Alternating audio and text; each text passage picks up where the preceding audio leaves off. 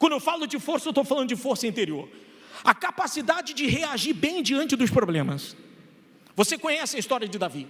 Ele cuidava de algumas ovelhas, era tudo que ele tinha. Aquelas ovelhas era a empresa dele, era a fonte de renda dele. Então ele tinha que defender aquilo ali com unhas e dentes. Era tudo que ele tinha, era a herança dele. Quando um leão tentou invadir aquele rebanho, o que Davi fez com aquele leão?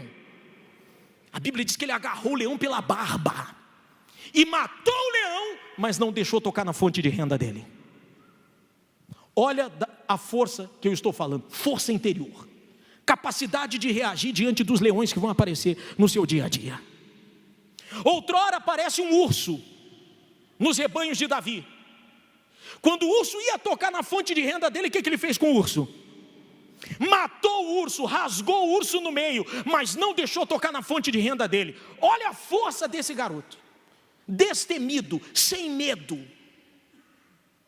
Quando Golias se levantou diante dos exércitos de Israel, os irmãos de Davi, que eram todos homens fortes e de boa aparência, fortes do lado de fora, mas fracos do lado de dentro, quando Davi disse assim: eu vou enfrentar esse gigante, ele pensa que ele é o quê? Como que ele vai afrontar o Deus que eu sirvo? Eu vou enfrentar ele.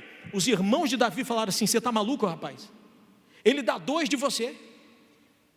Davi falou: não tem problema, já que ele é tão grande, não tem como errar pedra. É ou não é? Quanto maior, mais fácil de acertar. Então você quer ver que a coragem está dentro do ser humano.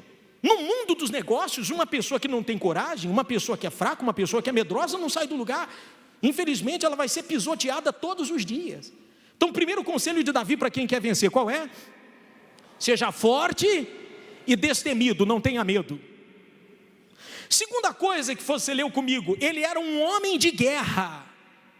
Homem de guerra. O que é um homem de guerra? Uma pessoa de guerra. Uma pessoa que tem inclinação para a guerra.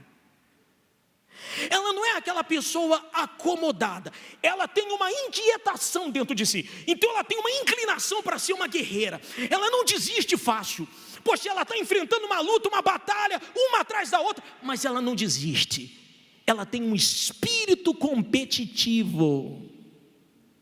E no mundo dos negócios, quem não tem espírito competitivo, meu caro, infelizmente não vai chegar a lugar algum. Não adianta. Se a pessoa não sonhar em ser maior do que o concorrente dela, ela nunca vai ser. Se ela não tiver um espírito de competição, de ter dentro de si: eu vou ser o primeiro e não o segundo ou o terceiro, eu quero ser o primeiro, eu estou entrando numa competição para vencer, e não apenas para dizer assim: eu competi.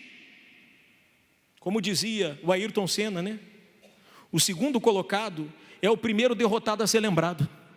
Então, primeira coisa, forte e destemido. Segundo, homem de guerra, espírito de guerra. Terceiro, sisudo nas palavras, na maneira de falar. O que é uma pessoa sisuda em palavras? É uma pessoa que transmite segurança naquilo que ela fala. Você já imaginou uma pessoa chegando para uma entrevista de emprego, toda tímida, falando baixinho: ai, se der, eu gostaria de trabalhar aqui? Você contrataria uma pessoa assim? Sim ou não? Duvido. Mas chega uma pessoa sisuda: olha, eu não sei que vaga tem aqui, mas eu faço qualquer coisa.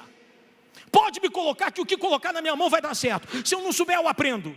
Só pela disposição dela e a segurança que ela passou, qualquer patrão quer um funcionário assim. Vá apresentar o seu produto sem ser sisudo para ver se alguém compra. Vá apresentar um produto sem transmitir segurança do produto que você está passando.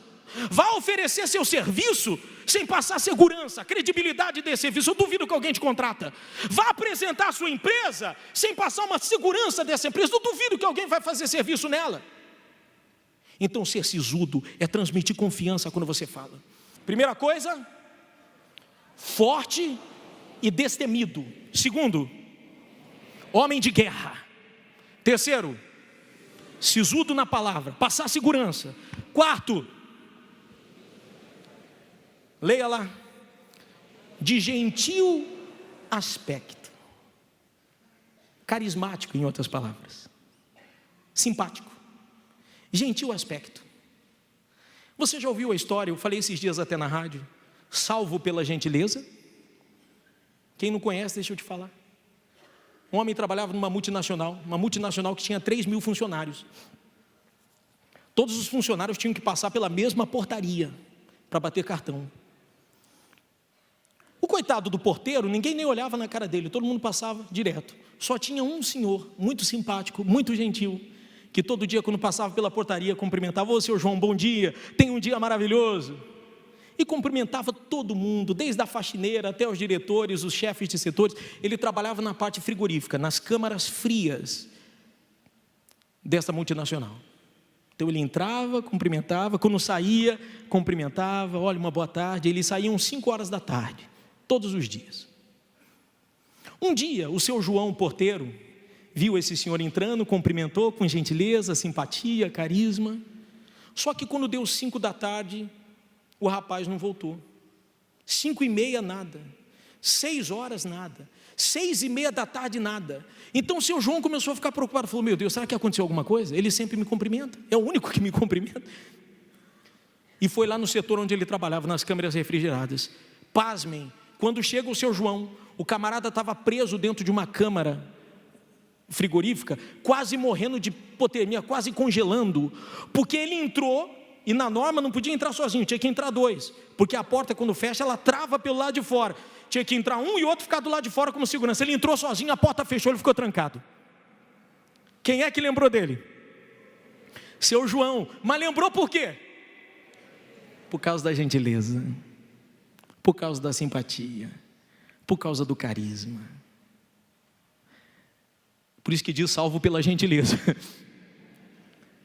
Você sabia que um sorriso pode salvar uma venda? Um sorriso pode salvar uma empresa? Um sorriso pode salvar um funcionário que era um mala e tornar ele o melhor funcionário daquela empresa?